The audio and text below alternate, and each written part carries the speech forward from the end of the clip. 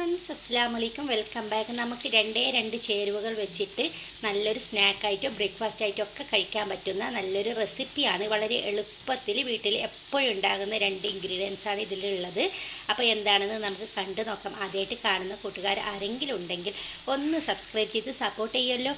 എന്നാൽ ശരി, നമുക്ക് വീഡിയോ എന്താണെന്ന് കണ്ടു നോക്കാം. ഞാനിവിടെ ഒരു ഉരുളക്കിഴങ്ങ് എടുത്തിട്ടുണ്ട്. ഇതിൻ്റെ തൊലിയൊക്കെ കളഞ്ഞിട്ട് ഒന്ന് കഴുകിയിട്ട് വരാം. അപ്പോൾ അങ്ങനെ സ്കിന്നൊക്കെ കളഞ്ഞിട്ട് കഴുകി എടുത്തിട്ടുണ്ട്. ഇനി നമുക്ക് ഇതിനൊന്ന് ഗ്രേറ്റ് ചെയ്തെടുക്കണം. ഇതുപോലത്തെ എടുത്തിട്ട് ഇതുപോലെ ഇല്ലെങ്കിൽ നമുക്ക് കത്തി വെച്ചിട്ട് കുഞ്ഞു കുഞ്ഞായിട്ട് മുറിക്കണം. ഇല്ലെങ്കിൽ അപ്പോൾ കുറേ സമയം വരും. ഇതുപോലത്തെ ഉണ്ടെങ്കിൽ പെട്ടെന്ന് തന്നെ നമുക്ക് കാര്യങ്ങൾ എളുപ്പമായി കിട്ടും. ഇതെല്ലാവരും വീട്ടിലേക്ക് കാണുമല്ലോ. അങ്ങനെ നമുക്ക് ഫുള്ളായിട്ട് ഇതൊന്നും ഇങ്ങനെ ചെയ്തെടുക്കാം.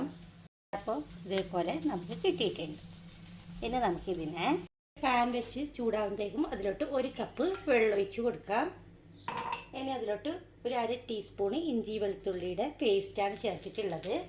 പിന്നെ ഒരു നുള്ള് മഞ്ഞൾപ്പൊടി, ഇത്രയും മതി. ഇനി നമുക്ക് ഒരു 2-3 പച്ചമുളക് ഇതുപോലെ കുഞ്ഞു കുഞ്ഞായിട്ട് കട്ട് ചെയ്തിട്ട് കൊടുക്കാം.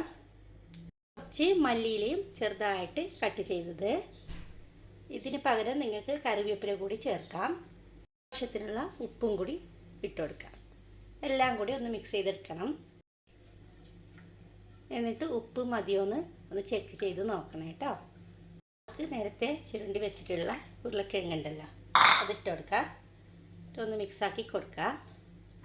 ഇതിനൊന്ന് ഇത് ചൂടായിട്ട് വരണം. തിളക്കണ്ട, ഒന്ന് ചൂടാവണം.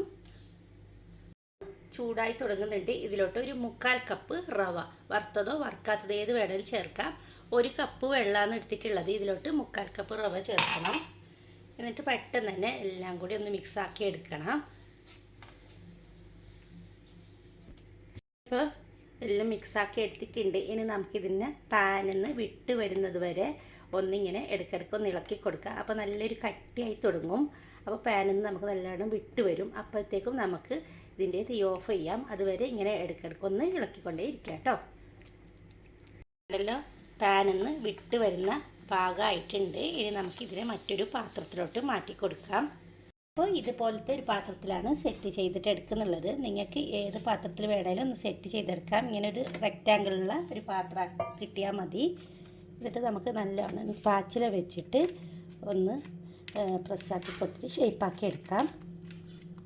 അങ്ങനെ ഞാനിപ്പോൾ നല്ല നിരപ്പാക്കി കൊടുത്തിട്ടുണ്ട്. ഇനി നമുക്കിതിൻ്റെ ചൂടാറാൻ അനുവദിക്കാം. ഇത് ചൂടൊക്കെ പോയിട്ടുണ്ട്. ഇനി നമുക്കിതിനൊന്ന് തിരിച്ചിട്ട് കൊടുക്കാം. ഇനി നമുക്ക് ഇതിനൊന്ന് കട്ട് ചെയ്തെടുക്കണം. ഇത് ഇത്രയും വണ്ണത്തിലാണ് കിട്ടേണ്ടത്. നമുക്ക് ഇതിനൊന്ന് കത്തി വെച്ചിട്ട് ഇതേപോലെ ഒന്ന് കട്ട് ചെയ്യാം. നിങ്ങൾക്ക് ഇഷ്ടമുള്ള ഷേപ്പിൽ കട്ട് ചെയ്യാം. ഇങ്ങനെ തന്നെ ചെയ്യണമെന്നൊന്നും നിർബന്ധമൊന്നുമില്ല. അപ്പം ഞാനിങ്ങനെ ചെയ്യുന്നേ ഉള്ളൂ. ഇനി നമുക്ക് വീണ്ടും ഇതേപോലെ ഒരു കുഞ്ഞ് സ്ക്വയറായിട്ട് കട്ട് ചെയ്തിട്ടെടുക്കാം. ആദ്യമായിട്ടാണ് കാണുന്ന കൂട്ടുകാരെങ്കിലും ഉണ്ടെങ്കിൽ റെസിപ്പിയൊക്കെ ഇഷ്ടമായാൽ ഒന്ന് സബ്സ്ക്രൈബ് ചെയ്യണേ. അതുപോലെ എൻ്റെ ചാനലിൽ ഇതേപോലത്തെ ഒത്തിരി റെസിപ്പി ഉണ്ട്, ഈസി ആയിട്ടുള്ളതും വളരെ കുറഞ്ഞ ഇൻഗ്രീഡിയൻസിലും ഉണ്ടാക്കിയിട്ടുള്ള. അപ്പോൾ അതൊക്കെ ഒന്ന് കണ്ടു നോക്കണേ. ഞാനിപ്പോൾ അങ്ങനെ ഫുള്ളായിട്ട് കട്ട് ചെയ്തിട്ട് എടുത്തിട്ടുണ്ട്. ഇനി നമുക്കിതിനെ എടുക്കാം. അതിലോട്ട് 1 ടേബിൾ സ്പൂൺ, നിറയെ വേണ്ട, 1 ടേബിൾ സ്പൂണ് കടലമാവുണ്ടല്ലോ അതിട്ട് കൊടുക്കാം. എന്നിട്ട് കുറച്ച് വെള്ളവും കൂടി ഒഴിച്ചിട്ട് കട്ടയില്ലാതെ ഒരു ലൂസ് ബാറ്ററായിട്ട് ഒന്ന് കലക്കിയെടുക്കാം.